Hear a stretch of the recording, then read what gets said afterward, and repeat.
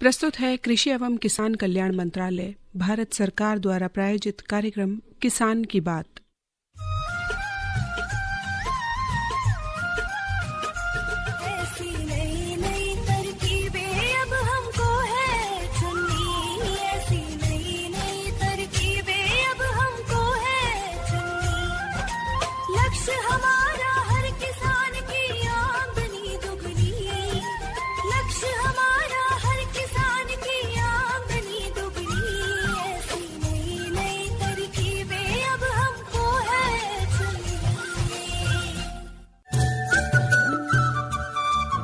इस कार्यक्रम के प्रायोजक है कृषि एवं किसान कल्याण मंत्रालय भारत सरकार। आकाशवाणी दिल्ली के गोल्ड चैनल पर हम उपस्थित हैं कार्यक्रम किसान की बात लेकर।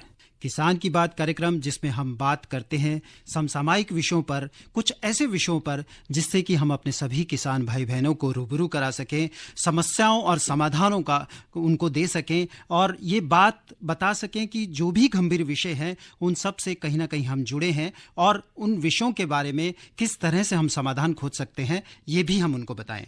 तो आज भी हम इस कार्यक्रम में एक ऐसे ही गंभीर विषय पर बात करेंगे और इस कार्यक्रम को लेकर मैं हूं उपस्थित रजनीश और मेरे साथ हैं मैं हूं आपके साथ कोमल भारती। स्वीकार कीजिए हम दोनों का नमस्कार। देखिए कोमल की जो एक बड़ा ही महत्वपूर्ण विषय है वो है पर्यावरण और कहते हैं कि एक स्वस्थ समाज के लिए बेहद आवश्यक है कि हमारा जो पर्यावरण है वो भी स्वच्छ हो, साफ हो। बिल्कुल, हमारे चारों ओर हवा, पानी, मिट्टी जो कुछ भी है वो सब हमारे शारीरिक, मानसिक और सामाजिक स्वास्थ्य पर प्रतिकूल प्रभाव डालते हैं और अगर ये सेहतमंद है तो हम भी सेहतमंद हैं और हमारी सेहत अच्छी होगी। और अगर ये प्रदूषित हो जाएं या इनमें प्रदूषण की मात्रा जो है बहुत ज़्यादा बढ़ जाए तो इनका सीधा असर मनुष्य जीवन पर या किसी भी जीव जंतु प्रजाति पर, खेती बाड़ी पर, सभी पर पड़ता है। तो आज हम कुछ ऐसा ही विषय लेकर आए हैं अपने सुनने वालों के लिए। आज हमारे कार्यक्रम में हमारा विषय रहेगा कृषि में भारी धातु प्रदूषण का समाधान। अब देखिए ना रजनीश, जैसे भारी धातु है तो अलग अलग तरह के प्रदूषण होते हैं। जैसे हमने अभी बात की हवा, पानी, मिट्टी, जो कुछ भी है सब कुछ प्रदूषित भी हो जाता है, जैसे ध्वनि प्रदूषण भी है। तो इसी तरह से हमारी कृषि भी जो है आजकल प्रदूषण का सामना कर रही है। बिल्कुल सही कहा आपने। देखिए पूरी दुनिया में इस बात पे चर्चा हो रही है कि अपने पर्यावरण को कैसे साफ रखें, जो पर्यावरण को साफ रखने के क्या नए नए तरीके हैं और कृषि भी कहीं उससे अछूती नहीं है। जैसे कि आपने बात की भारी धातु की, तो इसको हम किस तरह से इसका समाधान कर सकते हैं, किस तरह से बच सकते हैं। और आज इसी विषय पर हमारे साथ हमारे स्टूडियो में जो उपस्थित हैं वो हैं डॉक्टर दिनेश कुमार शर्मा, जो कि प्रधान वैज्ञानिक हैं पर्यावरण विज्ञान संभाग पूसा, नई दिल्ली में। डॉक्टर साहब, स्वागत है आपका कार्यक्रम में। धन्यवाद। और हम उम्मीद करते हैं कि आज के इस कार्यक्रम में जो भी हम बातचीत करेंगे उससे बहुत सारी जानकारियां जो है हमारे सुनने वालों को मिलेंगी। और अगर आप सभी जो भी हमें सुन रहे हैं वो इस विषय से संबंधित किसी भी समस्या का समाधान पाना चाहते हैं या कोई भी सवाल है आपके मन में तो आप सीधे हमें फोन कर सकते हैं और स्टूडियो में बैठे हुए डॉक्टर दिनेश कुमार जो है वो आपकी समस्याओं का समाधान आपको जरूर बताएंगे। हमारी यही कोशिश रहेगी। और कार्यक्रम में जुड़ने के लिए हमारी टेलीफोन नंबर है, हमारा जो टेलीफोन नंबर है, अगर दिल्ली से बाहर के जो भी हमारे श्रोता हैं वो STD कोड लगाकर 011 लगाकर हमें फोन कॉल कर सकते हैं। जो हमारा फोन नंबर है वो है 23421081। बिल्कुल, 23421081 नंबर वही है जिस पर आप कई बार फोन करके अपनी समस्याओं का समाधान लेते हैं। तो चलिए डॉक्टर साहब का स्वागत करते हैं कार्यक्रम में। और डॉक्टर साहब से सबसे पहले यही जानना चाहेंगे कि डॉक्टर साहब ये भारी धातु आखिर है क्या और ये आजकल इतनी चर्चा में किस लिए है? देखिए, भारी धातु जैसे कि लेड है जिसको हम शीशा भी बोलते हैं, लेड है, कैडमियम है, पारा है जिसको हम मरकरी बोलते हैं इंग्लिश में, क्रोमियम है, निकिल है, इनको हम भारी धातुएं बोलते हैं जी। तो अगर आप बोलेंगे चर्चा में क्यों हैं, जैसा कि मैंने बताया कि भाई जो औद्योगिकरण है, शहरीकरण है, औद्योगिक बहिष्कार कई बार खेतों में चला जाता है जाने अनजाने में, तो उनसे उनके साथ या बहुत सी बड़ी बड़ी जो फैक्ट्रियां हैं, औद्योगिक संयंत्र हैं, उनकी जो गैसें होती हैं उसमें भी घुलनशील अवस्था में बहुत सारी धातुएं होती हैं, तो वो जाके मिट्टी में और पौधों में बैठ जाती हैं। तो उसको हम बोलते हैं भारी धातु प्रदूषण। जो हमारी मिट्टी में इनकी मात्रा जब अधिक हो जाती है एक स्तर से तो उसको हम बोलते हैं भारी धातु प्रदूषण। तो अब जब भारी धातु की बात है तो ये किस तरह से जो हमारी कृषि को, खासतौर से फसलों को जो है वो किस तरह से नुकसान पहुंचाती है? देखिए, जो भारी धातुएं हैं, जो हमारी मृदा में जो सूक्ष्म जीव होते हैं, एक तो उनको दुष्प्रभावित करती हैं। हमारे जो पौधे हैं उनके रंध्रों पर जाके जम जाती हैं, पौधे के अंदर चली जाती हैं। तो जो पौधे के अंदर जो बहुत सारी रासायनिक क्रियाएं होती हैं, जो शारीरिक क्रियाएं होती हैं, उनको अवरोधित करती हैं। जैसे प्रकाश संश्लेषण है, श्वसन है, प्रजनन है। कई बार देखा गया जो भारी धातु प्रदूषण है उससे जो परागकण बनते हैं उनकी प्रक्रिया बाधित होती है। जो निषेचन की प्रक्रिया है फल और बीज बनने की, वो बाधित होती है। तो पौधे की हर गतिविधि को प्रभावित करते हैं। अगर मान लो किसी मृदा में भारी धातु ज्यादा है तो वहां पे बीजों का अंकुरण भी कम होता है। यानी कि सीधा सीधा आपकी खेती के ऊपर असर पड़ता है और आपकी जो फसल है वो कम निकल कर बाहर आती है। तो डॉक्टर साहब, ये तो बात हुई खेती की, लेकिन जब हम इसे मनुष्य स्वास्थ्य से जोड़ते हैं तो ये किस तरीके से हम मनुष्य को प्रभावित करती है? जैसे मैंने बताया कि पूरे विश्व का जो भारी धातु प्रदूषण है उनकी तरफ जो ध्यान गया वो मिनीमाता दुर्घटना की तरफ गया। जब जापान में क्या हुआ, एक मरकरी जो है पारा रिस गया, तो वहां से ये पारा मछलियों में चला गया। उन मछलियों का सेवन किया लोगों ने, तो वो उनसे वहां पे कई मौतें हो गई। तो इस तरह से पूरे विश्व का ध्यान ये हैवी मेटल्स की तरफ गया। एक तो ये बात होगी। दूसरी बात ये है लेड, जिसको हम शीशा भी बोलते हैं, जो बैटरियों में लगता है। पहले अभी अब लेड फ्री पेट्रोल आ गया है। उससे भी मानव स्वास्थ्य का जो हमारा जो IQ है, जो बुद्धि, बच्चों का जो दिमाग की जो विकास है वो कम हो जाता है लेड की वजह से।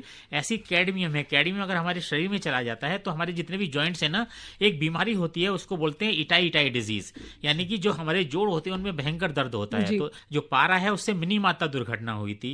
कैडमियम से मैंने बताया इटाई हुआ था। लेड से हमारा IQ लेवल कम हो जाता है। और कहते हैं जो रोमन सभ्यता है उसका पतन लेड की वजह से ही हुआ, क्योंकि वहां के जो अमीर लोग थे वो लेड के प्यालों में शराब पीते थे और धीरे धीरे शराब में लेड घुन के उनकी बॉडी में चला गया और उनकी जो हड्डियां हैं वो भंगुर हो गई, यानी कि जरा सा भी टकराते थे हड्डियां टूट जाती थी। तो लेड इतना महत्वपूर्ण है, मतलब इस तरह से भारी होते हैं, बहुत महत्वपूर्ण है मानव स्वास्थ्य के लिए। इस विषय पर और भी बात करेंगे। एक कॉलर हमारे साथ जुड़ गए हैं, उनसे बात कर लेते हैं।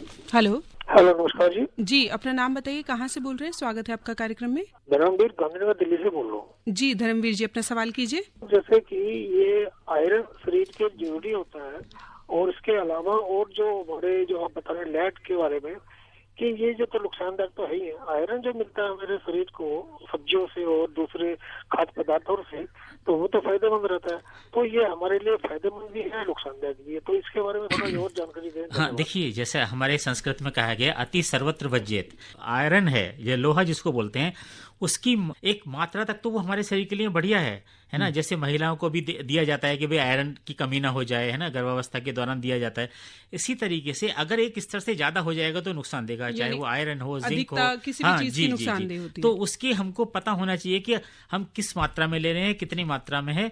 तो आजकल इसकी स्क्रीनिंग होती है पूरे जो समाज का। अगर कोई जानना चाहता है कि भाई मेरे को आयरन की टॉक्सिसिटी तो नहीं हो रही है ज्यादा, उससे हैवी मेटल की भी जो जैसे लेड है, कैडमियम है, क्रोमियम है, उसके लिए भी अगर कोई ऐसी जगह पे रह रहा है जहां पे उसको लगता है कि यहाँ पे इस तरह का प्रदूषण ज्यादा है, तो समय समय पर उनको अपनी जांच करानी चाहिए और उसका पूरा डायग्नोसिस है, मतलब उसकी कोई पूरा उपचार हो सकता है। डॉक्टर साहब, प्राथमिक तौर पे जैसे अभी बात हुई कुछ अच्छे धातु है जैसे आयरन की या फिर कैडमियम, लेड, मरकरी की बात हुई, तो जब किसान खेती कर रहा होता है तो वो किस तरह से पहचाने कि भाई हो सकता है कि मेरे खेत में ये भारी धातु का प्रकोप है, या किस तरह से, तो किस तरह से वो इसको एनालाइज करे, किस तरह से उसका विश्लेषण करे? कुछ धातुएं तो नैसर्गिक रूप से मृदा में होती हैं, कुदरती तौर से होती हैं। लेकिन अगर कोई किसान ये सोचता है कि भाई मेरे खेत के आसपास बहुत सारी इंडस्ट्रीज हैं, शहरीकरण हो रहा है, या जो शहरी कचरा उन्होंने अपने खेत में डाला है, कई बार खाद समझ के डाल देते हैं, जैसे हम घुरे की खाद कहते हैं। गांव में तो वो निरापद है, उसमें कोई ऐसे टॉक्सिकेंट नहीं होते हैं। अगर आप शहरों में इस तरह की खाद यूज करते हैं तो बहुत सावधानी की जरूरत है।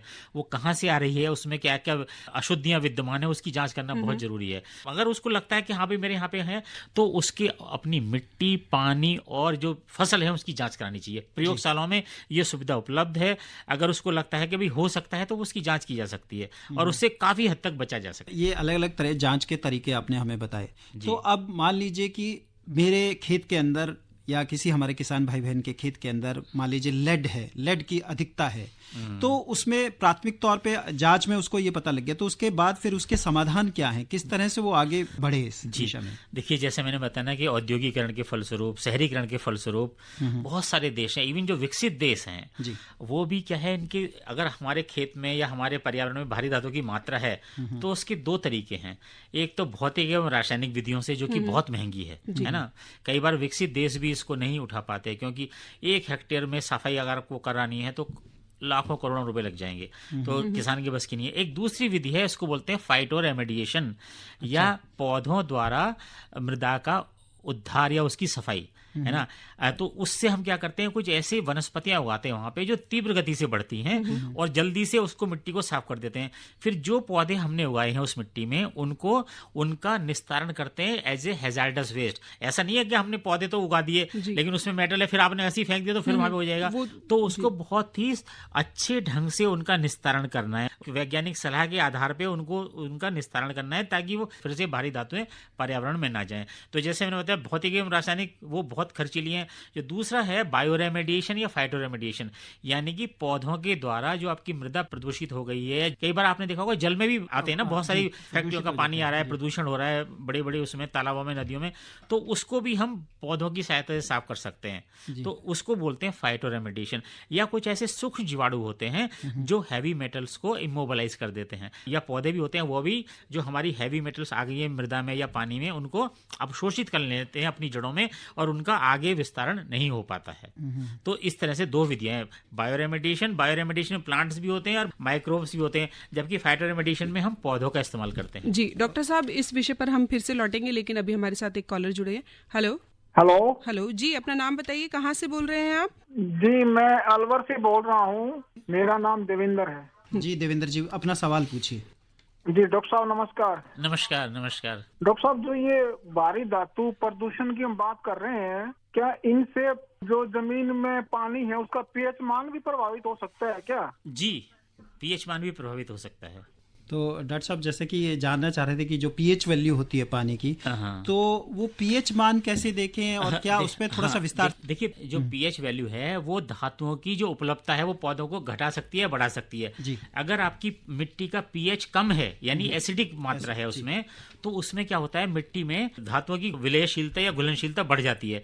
लेकिन अगर पीएच बढ़ता है तो वो कम हो जाती है। तो जो सॉइल का जो पीएच है वो बहुत इंपॉर्टेंट फैक्टर है आपकी भारी धातुओं की अवेलेबिलिटी के लिए। जो आपके जो पौधे हैं उनको भारी धातु उपलब्ध होगी या नहीं होगी। अगर पीएच कम है, अगर आपकी सॉइल एसिडिक है यानी कि अम्लीय है, तो ज्यादा उपलब्ध होगी। अगर थोड़ा उसका पीएच ज्यादा है तो वो कम उपलब्ध होगी। तो इसीलिए कहते हैं कि हरी खाद का प्रयोग करना चाहिए खेतों में, है घूरे की खाद का प्रयोग करना चाहिए, और हमको सड़े गले गोबर की खाद इस्तेमाल करनी चाहिए। उससे क्या होता है, जितने भी धातुएं हैं जो टॉक्सिकेंट्स हैं, है ना, तो वो क्या करते हैं, वो उनसे बाइंड हो जाते हैं, तो वो पौधों को आसानी से उपलब्ध नहीं हो पाते। तो इसीलिए जो हमारे बुजुर्ग लोग कहते थे ना कि भाई हरी खाद लगाइए, सनाए ढैंचा ये सब लगाइए, है गोबर की खाद कीजिए, कैंचियों की खाद का इस्तेमाल कीजिए। इनसे क्या होता है, जितनी भी अशुद्धियां हैं ये उनको अपने पास बांध लेते हैं। मान लो कोई धातु है, कैडमियम, क्रोमियम, आर्सेनिक, जिंक, कुछ भी है, उसको ये बाइंड कर लेंगे। ये जो हरी खादें हैं, जो कार्बनिक खादें हैं, ऑर्गेनिक खादें हैं, उनको बांध लेते हैं, जिससे कि वो फसल को सुगमता से अवेलेबल नहीं हो पाती है। जब फसल को नहीं जाएगी तो वो पौधे में नहीं जाएगी, यानी कि वो हमारे लिए सुरक्षित रहेगा। तो डॉक्टर साहब, यहाँ पर एक प्रश्न आता है, जैसे कि हम अक्सर अपने किसान भाइयों को बोलते हैं कि जब भी वो समय समय पर अपनी मिट्टी की जांच कराते रहें, तो क्या ऐसे में पानी की जांच कराना भी जरूरी है? क्योंकि आजकल जो है खबरों में ये भी आ रहा है, एनजीटी जो है नेशनल ग्रीन ट्रिब्यूनल, उसकी तरफ से भी एक स्टडी जो है वो सामने आई है कि जितना भी भूजल है वो ज्यादा प्रदूषित हो गया। तो उसकी जांच के लिए हमारे किसानों को कहाँ जाना चाहिए? देखिए, जैसा अभी आपने जिस रिपोर्ट का हवाला दिया, अभी हाल ही में ये रिपोर्ट आई है, दिल्ली सरकार ने अपने जो ट्यूबवेल्स हैं दिल्ली में उनका पानी लिया, तो कुछ क्षेत्र हैं जहाँ पे फ्लोराइड की मात्रा ज्यादा निकली है। मतलब जो रिकमेंडेड डोज है ना 0.7 मिलीग्राम पर लीटर, उससे ज्यादा है। तो अब ये क्या है कि अब धीरे धीरे ये, क्योंकि मैंने बताया ना कि बरसातें अनियमित हो रही हैं, पानी हम लगातार दोहन कर रहे हैं, पानी निकाल रहे हैं, तो इस तरीके से क्या है, हमको समय समय पर अपनी मिट्टी, पानी और पौधों की जांच करानी चाहिए कि क्या हमारे पानी में तो नहीं है। अगर पानी में है, आप उससे सिंचाई कर रहे हैं तो उससे होगा। तो जो आपका सिंचाई का स्रोत है वो निरापद होना चाहिए, यानी वो ऐसा नहीं हो कि आप बराबर से कोई नाला जा रहा है वहां से आपने ले लिया तो उसमें होगा ही होगा। तो ये हमको किसानों को ध्यान रखना है कि आपका जो सिंचाई के जल की भी समय समय पर जाँच करानी चाहिए। ये सुविधा पूसा संस्थान में भी उपलब्ध है। आप आइए, अपने जल की मात्रा लेके आइए। अभी कृषि मेला लगने वाला है, वहाँ पे मिट्टी की भी जाँच होगी, पानी की भी जाँच होगी, निःशुल्क होती है वो, तो अगर वो लेके आएंगे तो उनका सब कुछ जांच की जाएगी वहाँ तो पे। जैसे मिट्टी की जांच के लिए एक पूरी प्रक्रिया होती है कि आप खेत में अलग अलग जगह से मिट्टी लें, तो ऐसे पानी के नमूने के लिए क्या कोई खास पानी के नमूने के लिए ये है कि जिस ट्यूबवेल से आप सिंचाई कर रहे हैं उसको थोड़ी देर चला लीजिए, साफ प्लास्टिक की बोतल में उसको भर के लगा लीजिए कि भाई कितनी गहराई पे आपकी ट्यूबवेल है ना, तो वो सारा पानी को भर के आप लाइए लेबोरेटरी में, अपना नाम पता उसमें बताइए, फिर वो आपको बता देंगे कि भाई इसमें ये चीज़ है, ये चीज़ नहीं है, तो आपको पूरी जानकारी मिल जाएगी। जी डॉक्टर साहब, अभी हम आपसे और भी इस विषय पर चर्चा करेंगे क्योंकि बड़ा ही गंभीर विषय है, लेकिन इससे पहले हम ले लेते हैं एक छोटा सा विराम। हर जोखिम से निकल कर फसल आए, सुरक्षित हो जाए,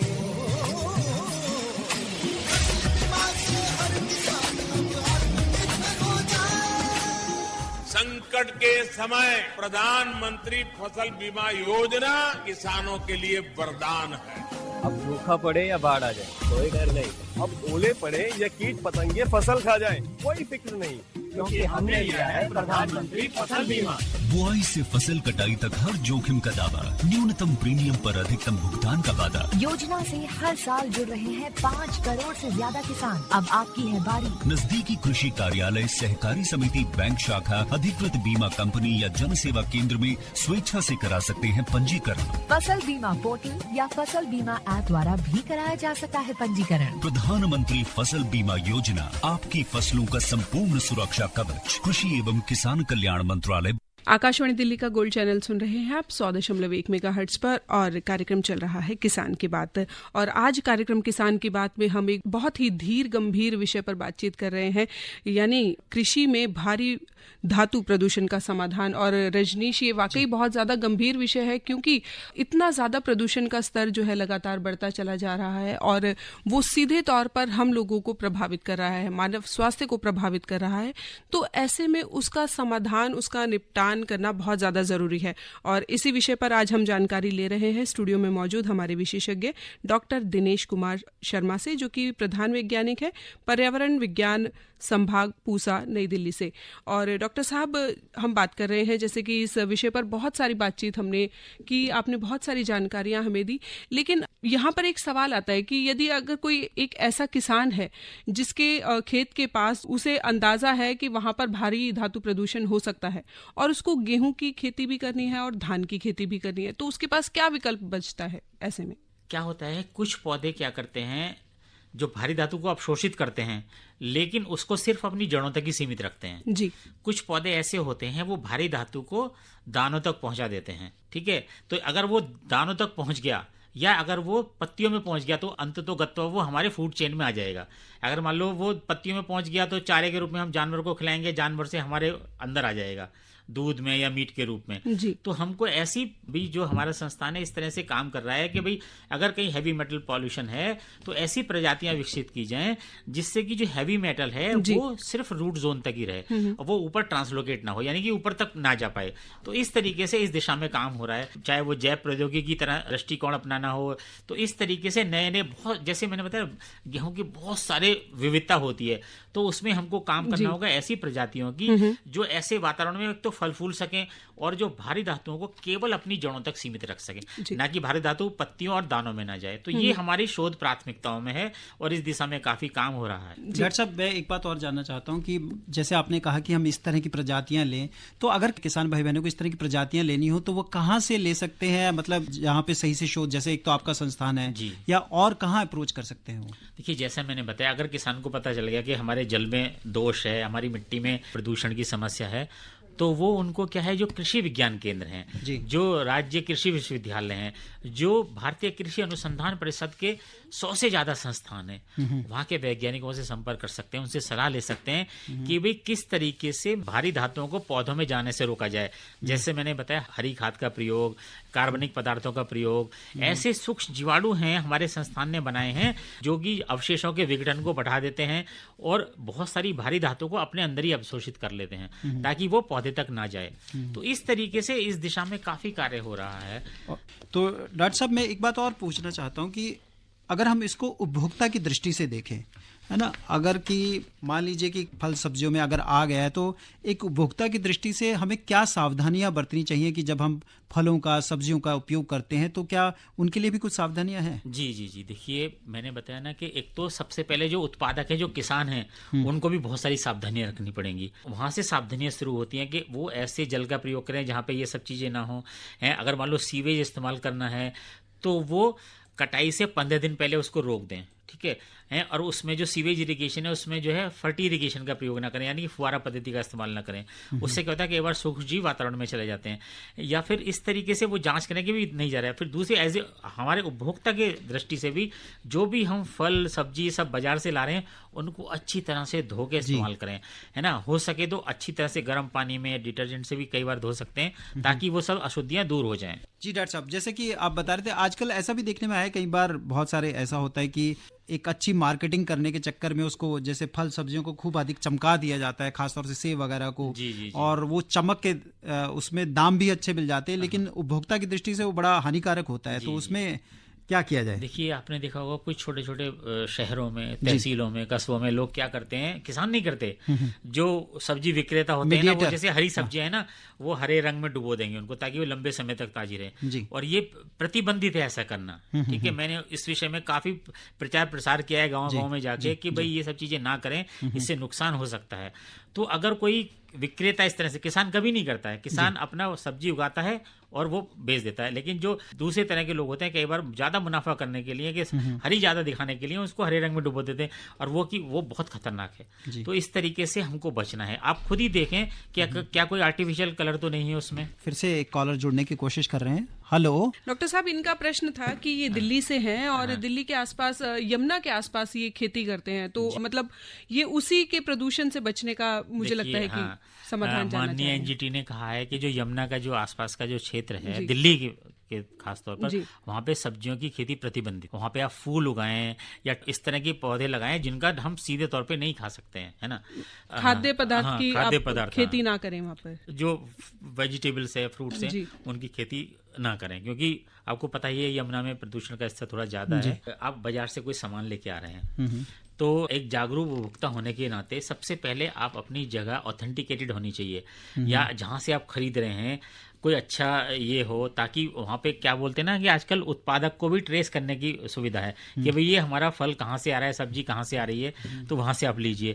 दूसरी बात, अगर आप जो भी इस्तेमाल कर रहे हैं उसको अच्छी तरह से धो के थोड़ी देर गर्म पानी में भी रख सकते हैं, तो उससे न केवल कुछ हद तक हम धूल कीटाणु से, इवन कई बार जो हानिकारक कीटनाशी हैं उनसे भी छुटकारा पा सकते हैं। और ये सलाह दी जाती है कि बहुत साफ सफाई से आप अपना उसको कीजिए। और डॉक्टर साहब, यहाँ पर आपने कीटनाशी की बात की, तो क्या कीटनाशकों का उपयोग भी कहीं ना कहीं भारी धातु का स्रोत बनता है कृषि में? हाँ, कुछ क्या होता है कि कुछ फंजीसाइड्स हैं उसमें मरकरी इस्तेमाल होता था, लेकिन अभी काफी कम हो गया इन चीजों में। नई जनरेशन के फंजीसाइड, हर्बिसाइड्स आ गए हैं। जी। तो मुझे लगता है डॉक्टर साहब इसीलिए जो प्रोत्साहन दिया, जैसे प्राकृतिक खेती को प्रोत्साहन दिया जाता है, या इसीलिए लोगों को जैविक खेती को, जैसा कि अभी हमारी सरकार भी कह रही है कि किस तरह से नेचुरल फार्मिंग, प्राकृतिक खेती जिसको बोलते हैं, जैविक खेती, और जितने भी हमारी नदियों के जो आसपास के क्षेत्र हैं वहाँ पे प्राकृतिक खेती को बढ़ावा दिया जा रहा है, वहाँ पे जैविक खेती को बढ़ावा दिया जा रहा है, ताकि कम से कम रसायनों का उपयोग हो और हमारे देशवासियों को उच्च गुणवत्ता पूर्वक फल, सब्जी एवं अनाज मिल सके।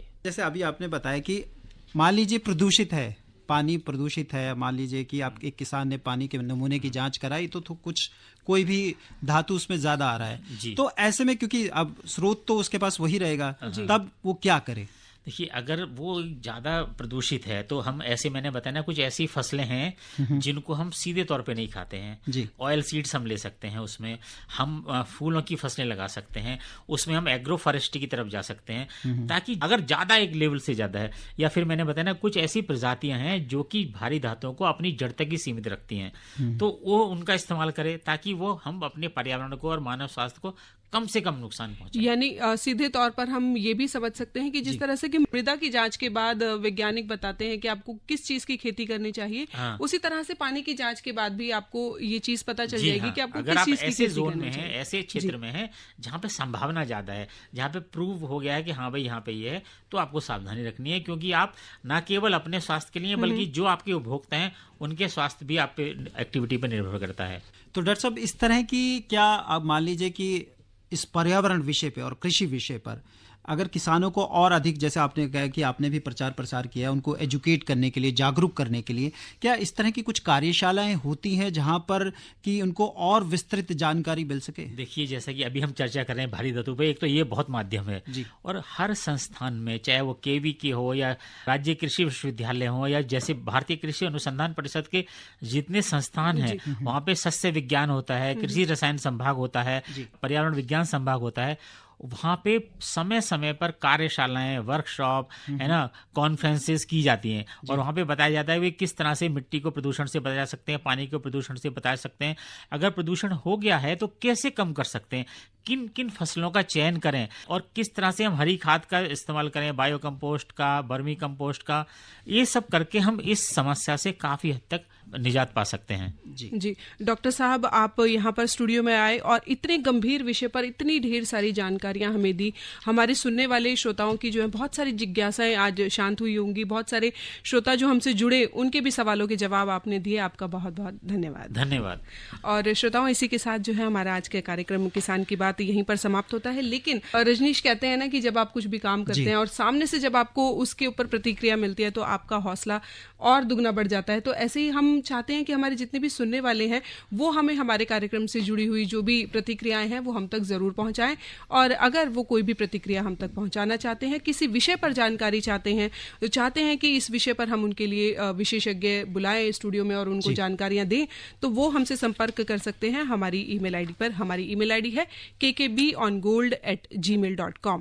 और इसी के साथ आज के कार्यक्रम किसान की बात से मुझे यानी कोमल और मुझे रजनीश को अनुमति दीजिए। नमस्कार। इस कार्यक्रम के प्रायोजक थे कृषि एवं किसान कल्याण मंत्रालय, भारत सरकार।